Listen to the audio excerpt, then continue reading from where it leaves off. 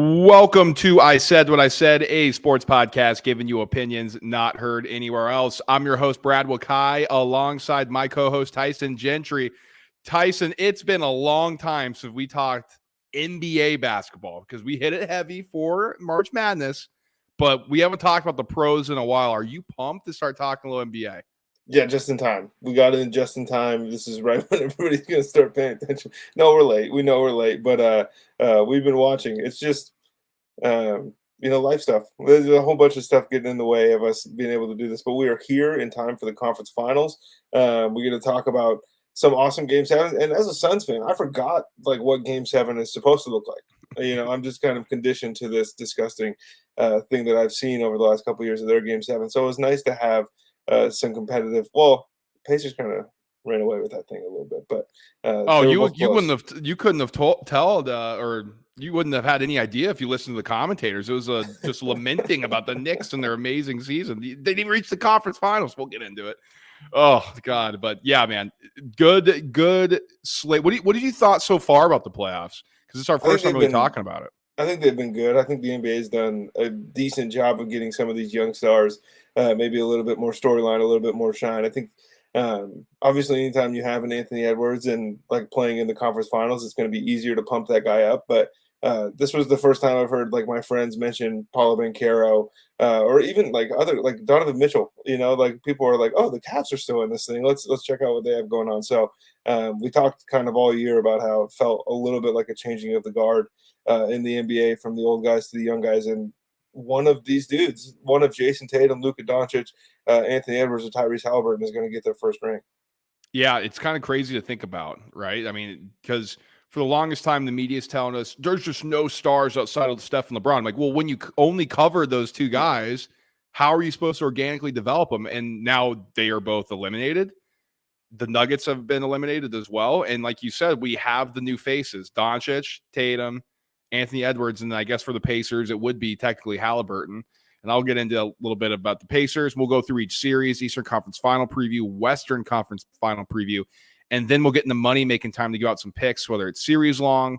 This will come out Tuesday, right before the start of the Eastern Conference Final. So we'll have game picks in that. If we have anything looking ahead for the game one, but we'll have some series stuff, things like that. So we'll take a look at. But I agree with you. I think it's been a fun playoff so far. It's been exciting. There's been great basketball.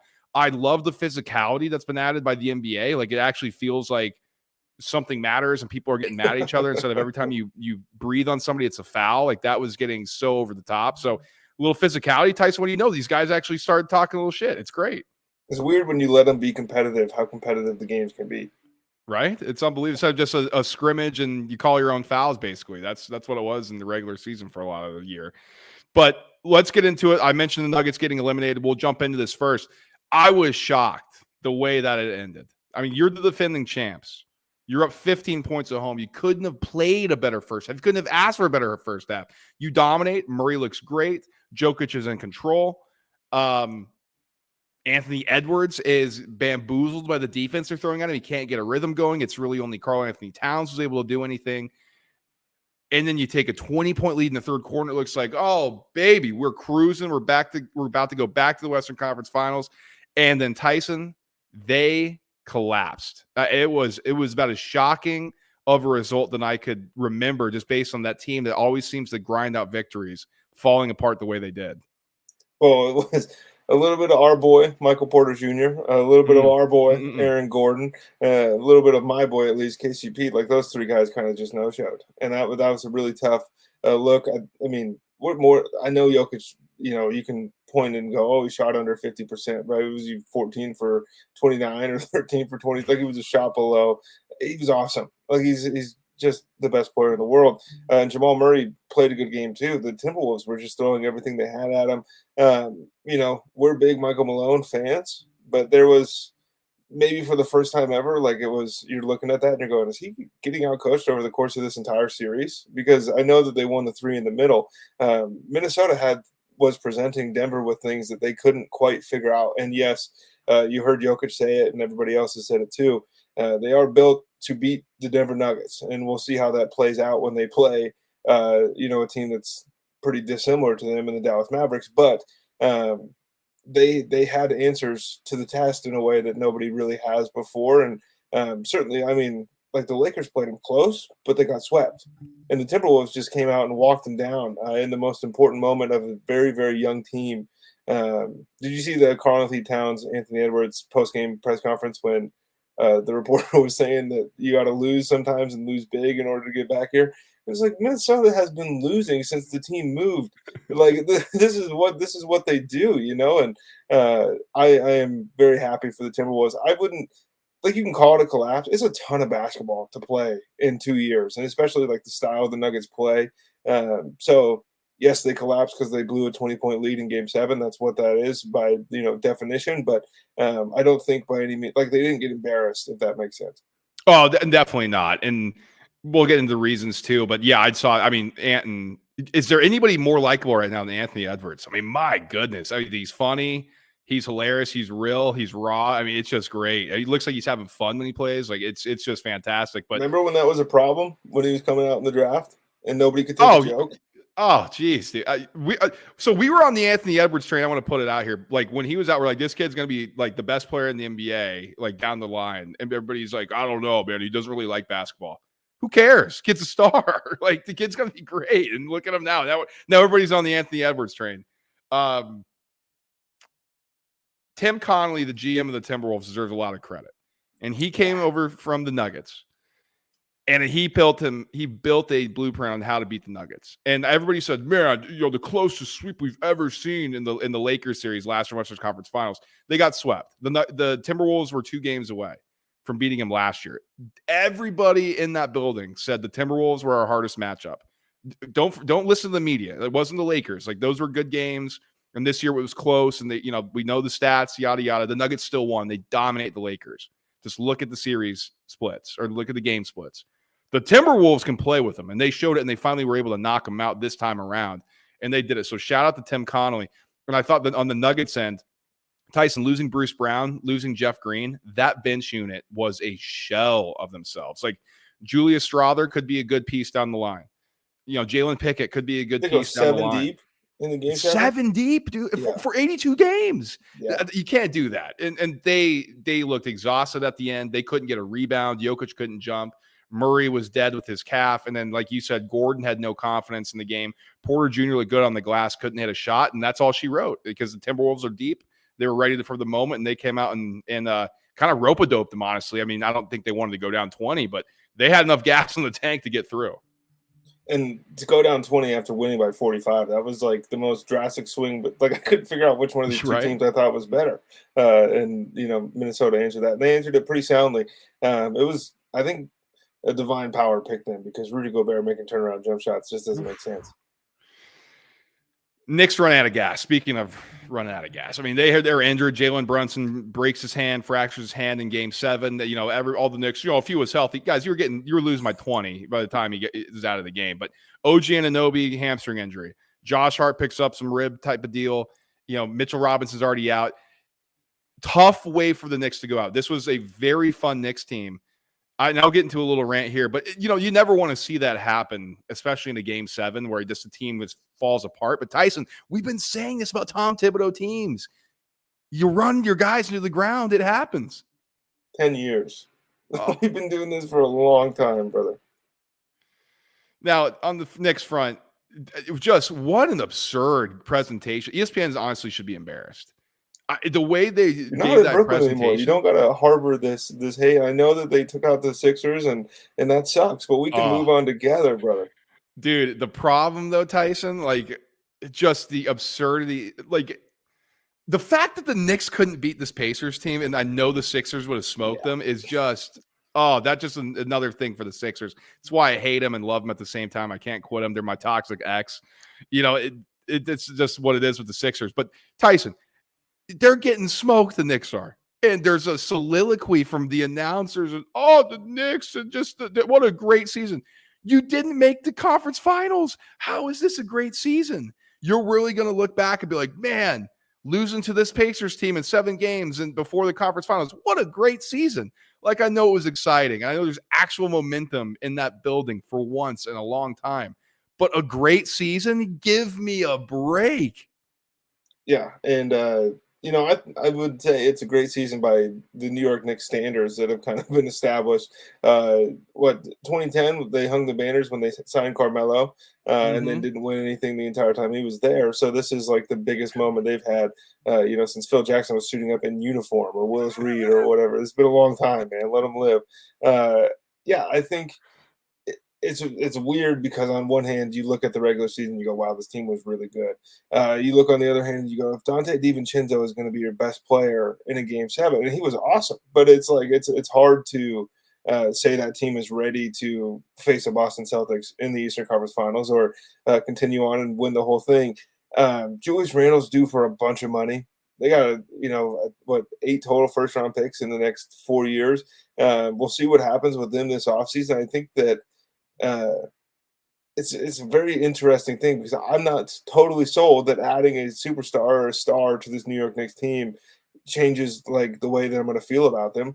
I think that this is let's go get Mikal Bridges. Let's reunite the Mm, Villanova boys.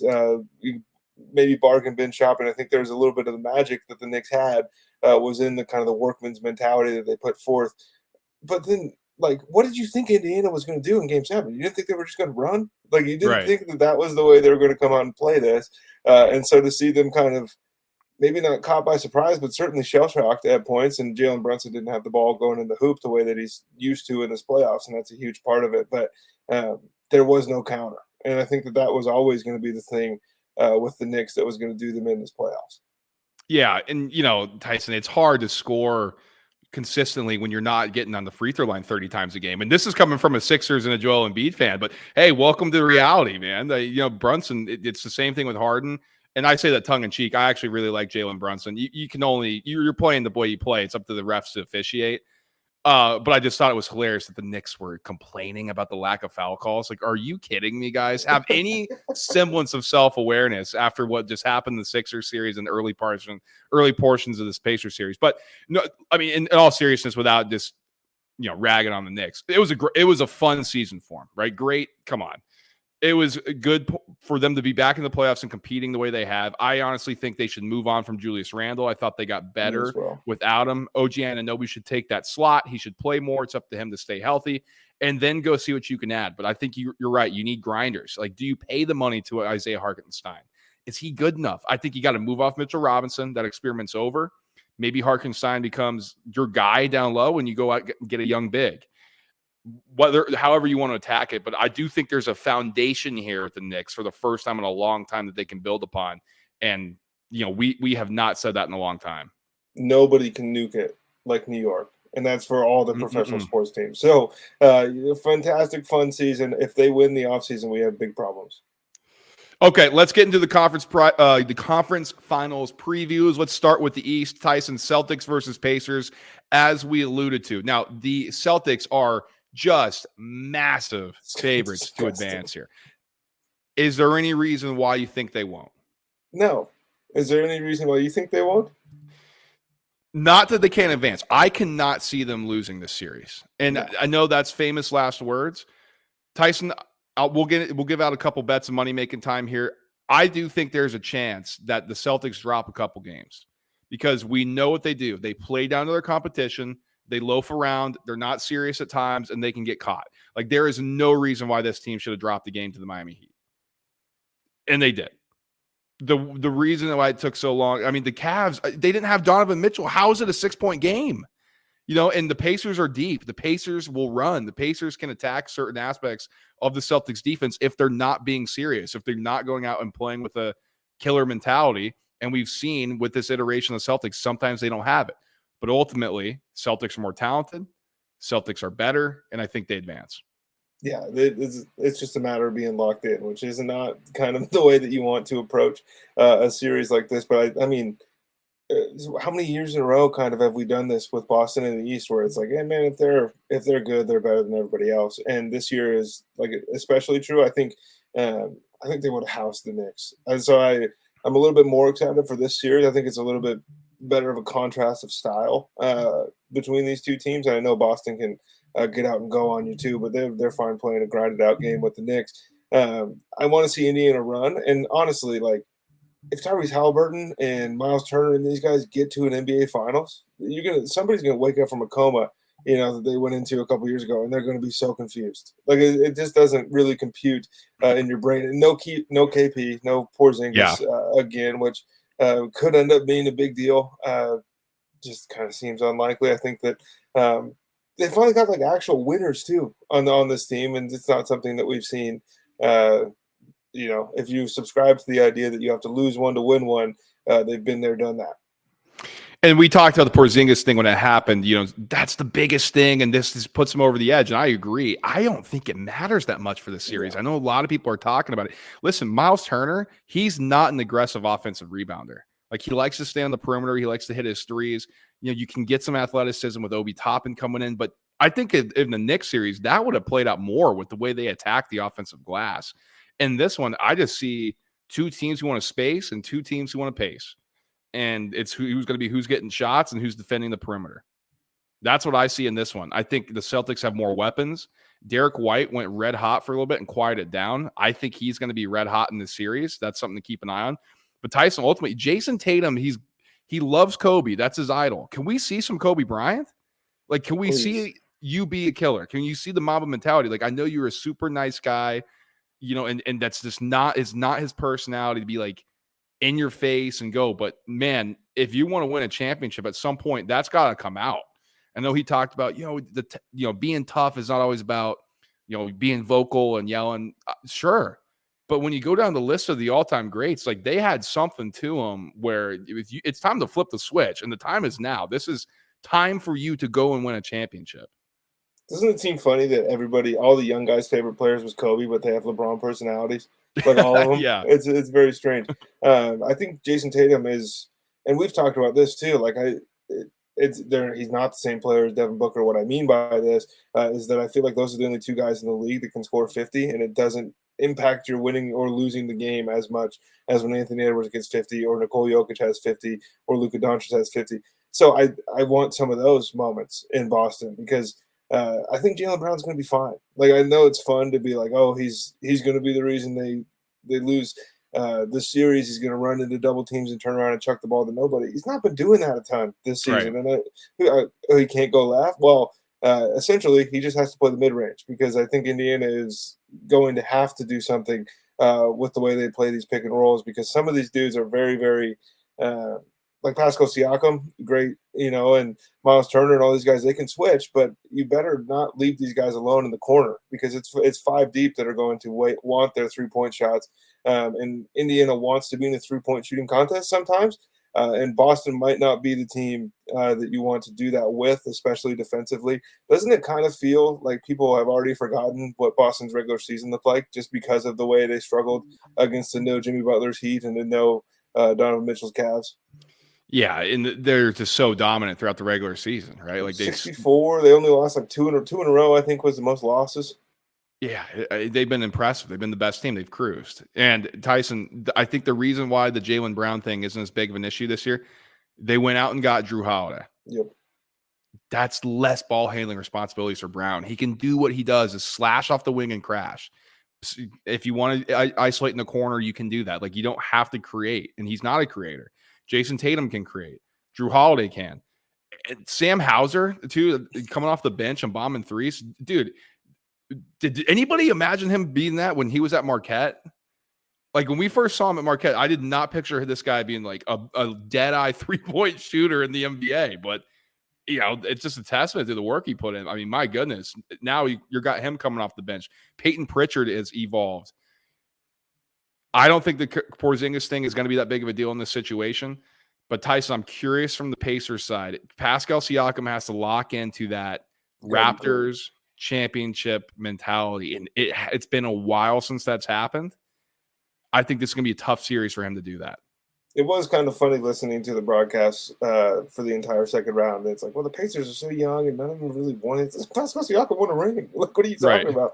He's been there, done that. Yeah, I think he's got to be awesome. I think they all have to be awesome. I think Obi Toppin has to be electrifying, like Dayton Obi Toppin, and maybe not with the dunks and stuff. Kind of one of the underrated aspects of what he does is just bring the energy. Like, he's just there to get guys up. Let's go play ball. I'm skying for the rebound. Like a like a bizarro Michael Porter Jr. kind of like Mm. the way he goes and attacks the glass. He's not going to take 40 shots like MPJ might, but I think those guys have to be great. I think Tyrese Halliburton honestly has to be maybe even a little better than he was in Game 7 because yes, he got his eventually, but at the start of the game, everything was coming so easy to Indiana that he didn't necessarily have to go hunt. Boston, I don't think is going to allow the kind of passing lanes maybe that he's used to being able to manipulate defenses into. And so I think it'll be a little bit more of let's see this kid put the ball in the hoop. And I really think like he can be great and they can lose the series in 5 or 6 games. But if he's bad and they stifle him, I don't know how many games if Indiana can win a game in this series. Yeah, that's a good point. And I want to get your opinion on this because everybody just loves Tyrese Halliburton, and I like him. I think he's a good player. People are calling superstar potential. I'm sorry, I just don't see it with Halliburton. And maybe it's the funky release. And I know he had a good Game 7 against the corpse of the Knicks. It's just too inconsistent for me at the highest moments. Like you have a good regular season. When did we start crowning people for good regular seasons? Like we're still critical of Tatum. The guy's been to the finals. Like he's been to multiple Eastern Conference Finals, and people are like, "Oh, he has to do more." Halliburton's had games in the postseason where he has 4 points. He's taking 4 shots. Like this is your guy. Like this is your guy. Like this is This is your game. this is your king. Yeah, I don't know, man. And I think it's because people died on the hill that the Kings are stupid. How could you give up Halliburton? Oh my God, especially for Sabonis. To me, Sabonis is a better player. I know that's like insane to say for NBA Twitter and NBA fans. I'm so, like, really? I'll take Sabonis and his rebounds and his scoring and his assisting over 20 and Halliburton 12 does. every night. I'll take that. That's consistent. I think, well, I mean, people love Trae Young, and not like Tyrese Halliburton is not Trae Young, but like if they're Pokemon evolutions of each other, maybe Tyrese Halliburton is the next version. Better winning basketball player, great shooter, great passer. Obviously, very different players. I'm just using kind of a general type of person that the public seems to latch onto and decide is much better than they are. Yeah, not look to me.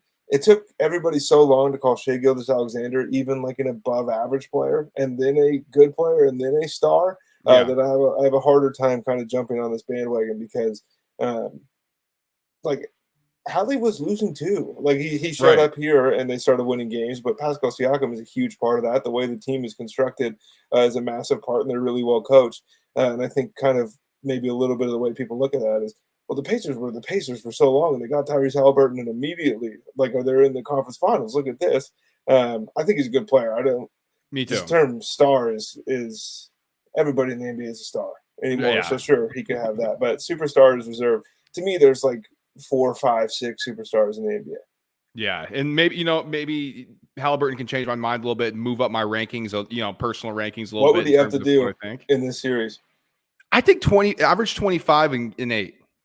To me, that's like okay, that's what the best player on a team. What's he got to should shoot? He's got to shoot shots. That's the thing. The other, like he's scared to shoot ball. sometimes, man. Like I'll take 15 shots a game. Like even if you give me, I want 20. Especially from a guy who's got the ball in his hand the whole game. Like, you got to shoot shots, man. Like, if you're going to be the guy, face of the franchise, you got to put the ball in the hoop. You can't rely on, Shepard and Neesmith and these other guys, TJ McConnell. Like, you got to score, man. So, I think 25 and 8 is what I'm looking for. Yeah, I think that would be nice. I mean, there's a reason that, yes, he's a big name player, but of the 4 guys here that have their chance to get the first one, he's kind of the last picture thrown in to the Instagram snapshot. Let's get into the West, Tyson, and we'll go to our predictions and any game stuff if we have angles on the series bets. But we're talking ball right now. Western Conference Finals, man, I'm pumped for this one. This feels like the main event, and it feels like a culmination of teams who have been on their grind and getting to this point, right? And so the Mavericks, this is their second time in the Western Conference Final in 3 years. The Timberwolves have been knocking on the door. Finally break through, beating their nemesis, beating the Nuggets, sending the defending champions home. Feels like this is their moment. They're emerging. 2 teams, I think, can really match up well against each other. I mean, I texted you. I said the Mavs might actually win the championship. This is after they got Daniel Gafford and not Blake Lively, Derek Lively started like evolving into a zone and actually started looking comfortable on the NBA floor. I'm like, dude, one, they are huge, like just the size and the wingspan. Adding PJ Washington on the wing, they're huge. And then you got the Timberwolves. Feels like Rudy and Cat are starting to figure it out, and then you just Anthony Edwards taking the next step. Naz Reid off the bench. That's a legit team who can go. Yeah, and they like Mike Conley as well. I mean, they got a bunch of dudes, and you kind of said it there. Karl Towns in the games that the Timberwolves beat the Nuggets, he was much better than he was in the games that they lost. And he was awesome. Game 6, Game 7, like this was kind of who we thought we were getting when he was drafted number 1. 9 years ago or whatever it's been, but. He's got his work cut out for him, and I know that it might not look like it on paper if you're playing 2K. You're plugging in the ratings and you're going, oh, I don't understand this at all. But like the guys that Dallas is going to be able to throw at him, he saw a little bit of it in the Nuggets series, so maybe that's going to help. But they're going to play him completely differently, and I think that's what I'm interested in here as a coaching matchup. I think that, like you said, these teams match up really well together. They both have guys that can go nuclear, right? Like if Anthony Edwards scores 50 points, you're kind of like, oh, nice, wow. If Luka Doncic scores 50, it's the same reaction, and it's not like it's going to catch you by surprise. So I think the stars are going to be the stars, and it's going to be on everybody else. I tend to lean Minnesota when I think about it that way. But, man, I mean, the elephant in the room, Kyrie Irving wasn't very good in Game 6 against the Oklahoma City Thunder.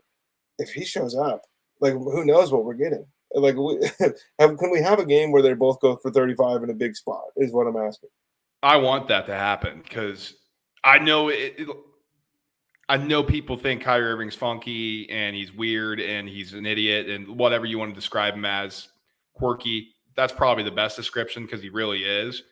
But when he's locked in, he's unguardable. And it just looks insane. Like it just looks so easy for him. It hasn't quite all clicked, right? Like he was great against the Clippers, like was carrying. And then you got a couple moments here and there. Against the Thunder, I think that's a tough matchup for them. They have a lot of guards that they can kind of cycle through and people who can defend. I know Dort was mainly getting the Doncic.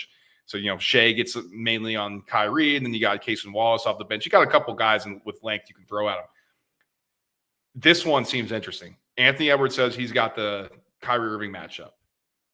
Is this a welcome to class, young fella type of deal? Because Kyrie Irving, if he takes something challenging, like if something personally and goes, like he could cook Anthony Edwards.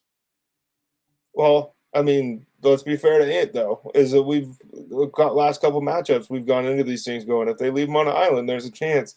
He's guarding Booker. Booker could get 50. He's guarding Murray. Murray might go off.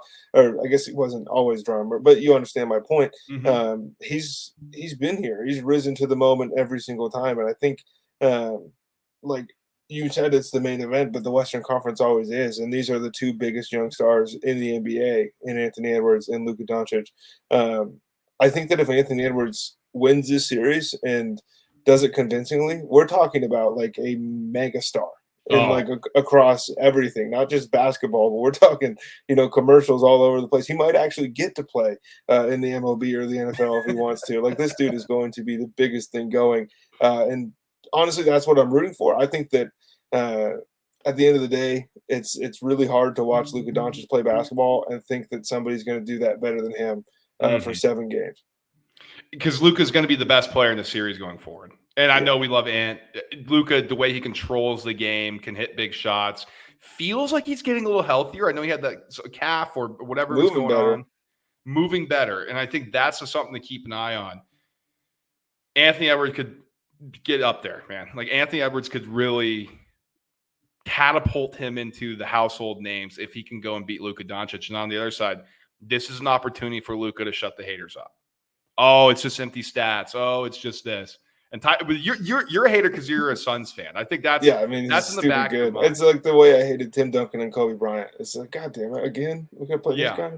So this is an opportunity for Luka to really go out there and make a statement. Now, here's the other thing I wanted to mention. I wanted to do it earlier. I think it's hilarious that we have Jason Kidd and Rick Carlisle in the Eastern Conference and Western Conference Finals. Two coaches that, if you ask like the most casual sports fans, think suck. And then this is Jason Kidd's third conference or his second conference final in 3 years. Rick Carlisle's a freaking NBA champion. Goes to the Indiana Pacers, which is a wasteland of crap for a long time, and then they're in the conference finals. Maybe they know a little bit more basketball than some idiot watching on his couch. It's tough. It's tough to say. I mean, my career stats are only slightly dwarfed by Jason Kidd's, so we're pretty close. I'm excited for this one, man. Do you want to get into the bets? Do you have anything more to break down in particular on the Mavs Timberwolves? Well, I'll ball angle. Do that kind of with the bets, I suppose. Like my first bet here on the slip is Anthony Edwards to record 2+ made threes in every game of the series. I think that he's going to be hunting those anyways. Like I think he's going to want to get those shots up. I think they're going to need to get those shots up. And I honestly think that Dallas might be okay with him pulling a couple 25, 26 footers. He's not going to be able, well, I say this, but he shouldn't be able to detonate on the rim against Dallas the same way that he has other times in this playoffs. Granted, the dude jumps 50 inches in the air, so anything's possible. But I think they're going to be more ready for that, which is going to lead to Anthony Edwards kind of – I mean, how many threes did you shoot yesterday? 10? Yeah, he was getting them up. That's for sure. I'm trying to find where you're getting this stuff at too, because you find these obscure markets. I'm like, oh my God, do I need to look into these? You got to go to, let me see, we're on FanDuel Sportsbook. So you go to games, then you go to more wagers, and then maybe that's not it. I'll figure it out. Hang on. I live in Montana. We don't even have these. That's interesting. Yeah, Tyson always finds, and now that I moved, I get a bigger, I guess, menu that I get to choose from here in Arizona compared to New York. So I'm going to need Tyson to give me a tutorial. It's in the Eastern Conference Finals, Western Conference Finals tab. No, of course. Why would I think to start there? I'll take the next one too. I got go for it. Another one in that series. Luka Doncic has scored 25+ points in every game of the series, plus 195. On the surface, that sounds like a ton. In this NBA, I think, if he goes into the fourth quarter with 18, he's getting 25. And I think that they're going to need his points. I think everybody else is kind of, how many assists is Luka going to get in the series? They're going to be keying on him and all this stuff. This is like a certified winner. We just said everybody compares himself to Kobe. This is one of the guys that's just going to go out there and do it. We were talking about how some guys don't care about what people think about him in our golf episode and our okay playing the heel. Minnesota is going to be loud. It's going to be popping in Minneapolis when they're there. And he's just going to walk in. He's going to put his finger up to his mouth and shush him after he makes his fourth three of the first half. And that's just the kind of series it's going to be. So, do you have anything on the series? Why? Because Timberwolves are minus 168 favorites. Mavs are plus 142. Do you lean any way? You take anything in the series? So I think that this is what's kind of hard here. I think that the Minnesota Timberwolves are going to win the series. Okay. And I think it'll probably be 6 games. I think 4-2 right now is plus 500. Okay. I would not be at all surprised if you flipped that on me and told me you think the Dallas Mavericks are going to win the series in 6 games. I think you can make a good case either way. I think that Minnesota just has a little bit more. And honestly, it's a storyline that I want. So that's where I'm at. I think it's interesting that Minnesota, the favorite to in the series result is Minnesota to win 4-1. That's plus 360. So most likely based on FanDuel's odds. That seems disrespectful to me. I mean, Luka Doncic can win you a game, and then if you got the rest of them, right? And come on. But I thought it's interesting. Wolves 4-2 is plus 500. Mavs 4-2 is plus 460. So, maybe if the Mavs can steal one early. I'm honestly leaning towards the Mavs plus 4 in game 1. Like, what do the Wolves have in the tank? Emotional. Mavs kind of got a couple days. Can they figure something out? I'm leaning that way right now. I'm not pulling the trigger yet. That's something I'm trying to figure out here. What I want to do. I don't have anything in the series right now, Tyson. If I'm being honest with you, I was looking at the points prop and I was looking for the 3-point most 3-pointers in the series. It's not here yet. It's in the Celtics. I'll go through a couple one of those, the Celtics Pacers series. The only thing that I see for stat leaders right now is points, and that's Luka Doncic plus 120 and Anthony Edwards plus 130. I don't have anything in that market that I like. I think it's probably Luka, but I don't want to lay plus 120. I think Karl Anthony Towns is going to lead the series in 3-point makes. I don't know if he wants to bang on down low with Gafford and Lively. I think they're going to leave that up to Rudy. I think this is going to be a big, lets me stay on the perimeter and see if I can make threes for Karl Anthony Towns. I think that's worth a sprinkle, price dependent, of course, but I think you're going to get a pretty good price for that. Plus 1100 is what I'm seeing for the Dallas, Minnesota most total made threes for Karl Anthony Towns there. So yeah, I think Thank you. that's worth a look. So I don't have that here. So that's plus 1100 then. Yes. Okay, then I'm going to give that out. And then if you want, you can do Rudy Gobert at most rebounds at minus 600. That is hilarious. That's super funny. That so hilarious. that's where we're both kind of just anxiously waiting for the series to start, I think. And then in the other one, in the Boston versus Indianapolis series, we talked about it a little bit. I think Boston is going to win the series at minus 1100. When we started this podcast, they were minus 900. By the way, people. So they've moved significantly in the last hour. I think that this might be where Boston gets their sweep, brother. I think that there's a chance. It'll probably end up being a gentleman's sweep, but I think that's sitting on FanDuel plus 320. I'm not necessarily advising that at the moment, but I expect Boston to win, and I think that this might be the time where everybody that's tuning in kind of for the first time for real watching this Celtics team goes, oh, and they get to add Kristaps Porzingis? Because that's the way the rest of us kind of feel. So you giving out the sweep official? Yeah, let's do it. Whatever. I got to go bed after this, which is unfortunate, but let's do it. All right, so let's go. So Tyson's giving out the sweep because that's interesting. Because I was looking the other way. I was thinking, maybe they loaf around. I was going to give out Celtics to win 4-1 at plus 155. That seems most logical. And if it really want to take the other side of it, they win 4-2. That's plus 420. The way you're kind of talking about things, I don't know if I want to do that. So I don't think I'm going to do either. I think if anything, I might play the sweep and just go Celtics, like just come play for business, or I do 4-2. I don't know 4-1's probably going to hit. So you got to really figure out what you want to do. But Tyson, I have 2 bets for game 1. So I'm playing into what I said in the preview and the breakdown. I'm expecting the Celtics come out and be legitimately serious here. Like I think they want to stop the doubt early. So I'm going to lay 5.5 in the first half. Like the spread in this game is 10. I don't want to do that because if they get out early, we kind of know what they do, and that's take their foot off the gas. So I'm gonna lay 5.5 in the first half. Celtics minus 118 here on FanDuel, laying the 5.5. I think they come out hot. I think they want to be serious. That's gonna be my first bet in this game. And my next bet is for the entire series, and this is the last one I have. This is my favorite sprinkle. It's a $10 player. So Pascal Siakam to record 7+ rebounds every game of the series, plus 550.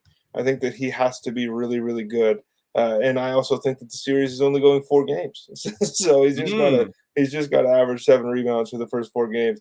And again, it's a over 500 number, so don't mortgage your future on it. But I think that this is of the special bets, because do you want to mess around with Tatum at 25 a game at plus 130? I don't know. What if he scores 23 and they're up by 25 points in the third quarter? Stuff like that. I don't want to trust Jaylen Brown. I don't want to trust Al Horford. Take your pick. So I'm going to go the other way. Pascal Siakam rebound. Second one for my game. And so these are my only 2 officials that I have right now that I want to go through the stats leaders and just kind of talk about some things I may be interested in. But I'm going to go first half team total over 59.5 for the Celtics. That's minus 104. I think they can score on this Pacers team. They're coming off of game 7. They had to go on the road. They have to go to Boston, not necessarily insane travel, but you're going to another hostile environment. I think the Celtics are going to come out hot. I think they can score at will, and I think they're going to do that early. I mean, you get to reload the account at halftime or use your winnings. Like those, it's a win-win for you. Or a loss, because both those in the Celtics are going to be like, we'll coast on this one. You have any other officials? No, that's it for that series. Again, can we let the game play out just a little bit before it's so hard. Like, it's tough. Dude, the shot making is so elite by everybody. It's like I don't know what's going to happen in these games. The Pacers could look so sloppy and shoot 70% from 3. Yeah, that's the thing. And so a couple of things I want to throw at you here. Top point scorer, I'm not really interested in this. Derek White plus 320 for the threes made leader. Halliburton that's was something first. That's interesting. Tyrese Halliburton plus 190. Yeah, I'd rather have the White side of that, I think. Yeah, so I think White is what I'd lean in there. I'm pissed that they don't have Sam Hauser on here. Now they offer Andrew Nimhard plus 4,600. How can we not have freaking Sam Hauser on here? That's just ridiculous to me. But rebounds leader, I don't want to touch it. Tyson seems to be leaning Siakam. Tatum's the favorite at plus 120. Here's the other one I'm thinking about. Assist leader, Tatum plus 410. We know he gets a little passive. I think Siakam's going to be on him and try to shut him down. Is this one of those ones where Tatum is setting guys up, whether it's out to Brown, whether it's one of these spread you out, he just is facilitating and they start bombing threes? Is it a Tatum assist series? I'd be intrigued by the plus 410 there. You might as well play them both because the assists are probably going to go to Derek White, and those are 3 balls are going up, and then all of a sudden we're cashing twice. So that might not be the worst look of this whole thing.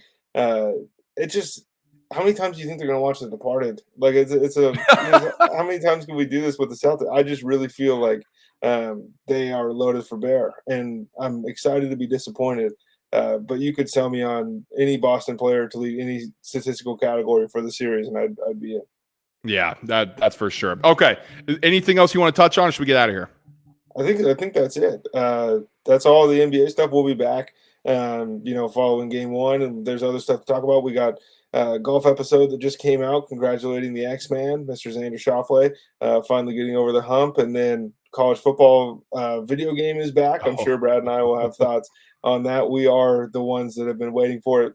We're on 10 years now, 11 years since 14 officially released. And then there's going to be NFL shenanigans that pop up here. We got OTAs finally started, and I'm sure by the end of the week, Brad and I will be breaking down some wild story out of the NFL.